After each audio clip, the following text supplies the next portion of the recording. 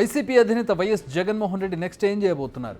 ఆయన అనుకునేది ఒకటైతే జరిగేది మరోలా కనపడుతోంది. దీంతో నెక్స్ట్ ఏం చేయాలి, ఎలా చేయాలనే దానిపై కింద మీద పడుతున్నారు. ఇంతకీ జగన్ ఏం ప్లాన్ చేస్తున్నారు? అవి ఎలా బెడిసి కొడుతున్నాయి? జగన్ నెక్స్ట్ ఎవరిని టార్గెట్ చేయబోతున్నారు? అన్నీ తెలుసుకునే ప్రయత్నం చేద్దాం. వైఎస్ జగన్ ఢిల్లీలో ధర్నా చేశారు. చెప్పిన రీజన్ ఏపీలో అధికార పార్టీ నేతల జులుం పెరిగిందని. వైసీపీ కార్యకర్తలను అయితే ఇబ్బంది పెడుతున్నారు, లేదంటే ఏకంగా హత్య చేస్తున్నారని. మరి జగన్ అసలు టార్గెట్ ఏంటి? నేషనల్ వైడ్గా కూటమి ప్రభుత్వ ఇమేజ్ను డ్యామేజ్ చేసే ఎత్తుగడ. దేశం మొత్తం వైసీపీ గురించి చర్చ జరపాలి. ఏపీలో శాంతి భద్రతలు అదుపులో లేవు. ఈ ధర్నాను అడ్డం పెట్టుకుని కేంద్ర పెద్దలతో మంతనాలు జరపాలనేది. కానీ లక్ష్యం నెరవేరిందా? దీనికి ఆన్సరే అనుకున్నది ఒకటి అయితే అయింది మరొకటి అనేది. నిజానికి జగన్ బీజేపీకి అనుకూలంగా ఉంటారు. అది ఆయనకున్న ప్రత్యేక అభిమానము, ప్రత్యేక అవసరము, రీజన్ ఏదైనా కూడా బీజేపీ బిల్లులకు ఆయన మద్దతు తెలిపిన ఘటనలు అనేకం ఉన్నాయి. బట్ ఢిల్లీ ధర్నాలు ఆయన తెలిసి చేశారో తెలియక దానంతట అదే జరిగిందో తెలియదు, కానీ కొన్ని విచిత్ర ఘటనలు జరిగాయి. అదే ఇండియా కూటమి నేతలంతా ఏకపక్షంగా మద్దతు పలికారు. అంటే కాంగ్రెస్ పార్టీ నేతలు ఎవరూ రాలేదనుకోండి, కానీ కూటమి నేతలు జగన్కు మద్దతు తెలపడం అనూహ్యమని చెప్పాలి. ఇప్పుడు ఈ ఘటనతో జగన్కు నవ్వాలో ఏడవాలో తెలియని పరిస్థితి తీసుకొచ్చింది. ఇండియా కూటమిలో చేరాలని జగన్కు ఇన్విటేషన్ వచ్చినట్టుగా ప్రచారం జరుగుతోంది. దీనిపై జగన్ స్పందన ఏమిటి అనేది ఇంకా తెలియదు.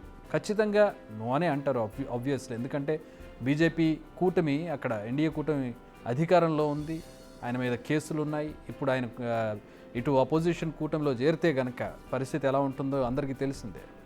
ఎందుకంటే జగన్ ఎప్పుడైతే ఇండియా కూటమిలో అడుగు పెడతారో ఆయనకు సంబంధించిన చాలా ఫైల్స్ కదులుతాయి. దీంతో ఆయన పరిస్థితి ముందుకెళ్తే నొయ్యి, వెనక్కి వెళ్తే గొయ్యి అన్నట్టుగా ఉంటుంది.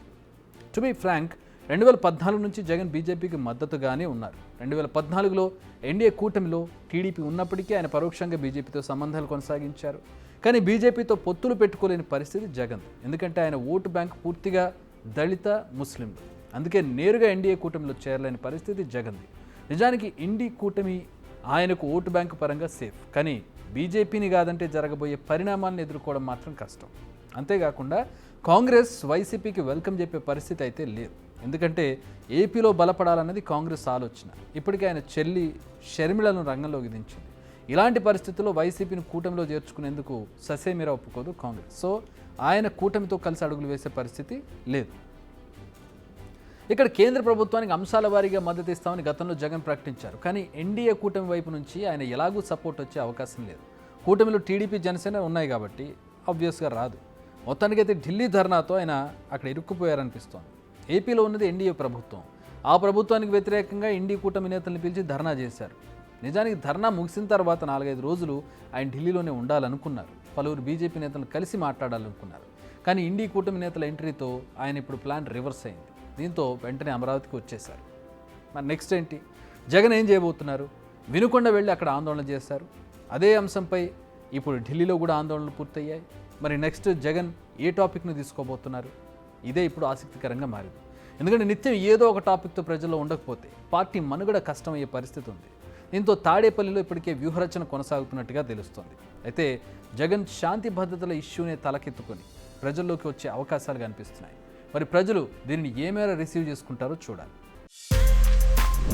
బిగ్ టీవీ అవుట్లుక్ కథనాలు నచ్చితే వెంటనే బిగ్ టీవీ ఛానల్ ను సబ్స్క్రైబ్ చేయండి.